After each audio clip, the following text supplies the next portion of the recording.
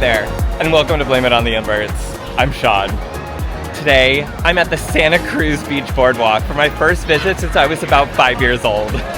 I'm so excited to be here. Let's head on in. This visit to the Boardwalk was in August of 2025, during their Summer Nights event, when they stay open later and sell discounted ride wristbands for a few hours each evening.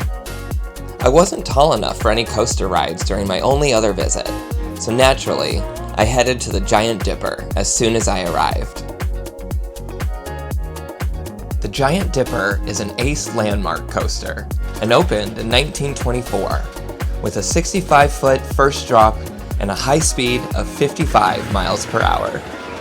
It's got a double out and back layout that's tight and compact and has stunning views of the beach just below. The Giant Dipper earned National Historic Landmark status back in 1987, and for a 101-year-old coaster, it rode extremely well.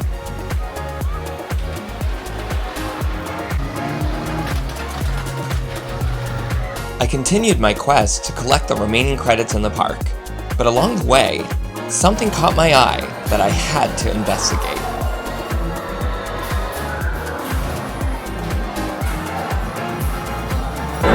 I have been looking everywhere for this carousel. When I got here today, I remembered one memory from this park. My parents' friends that we were visiting, their daughter was doing her best to get me on that ride, and I gave them an absolutely not. But from my childhood, I also remembered a carousel, and something about that carousel just stood out to me. You grabbed rings as you were riding around, and then you would try to throw the ring into the clown's mouth.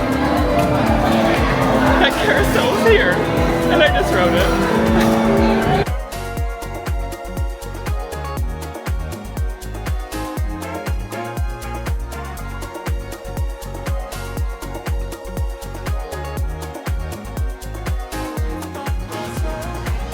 Next up was the park's other big coaster, Undertow, a spinning coaster by Mora Rides.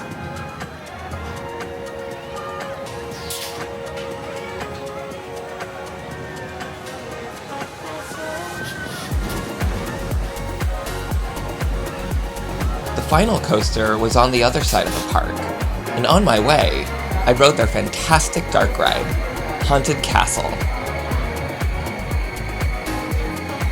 When I arrived at Sea Serpent, the line was quite long, so I saved it in hopes it would shorten, and instead took a spin on the Cave Train Adventure and Logger's Revenge.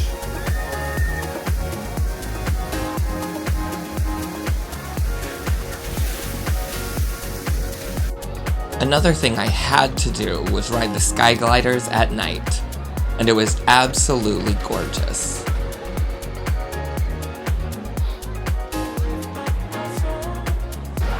The line for Sea Serpent was finally short enough, so I grabbed my credit ride, and then ended my day with a night ride on my latest Centennial Club coaster.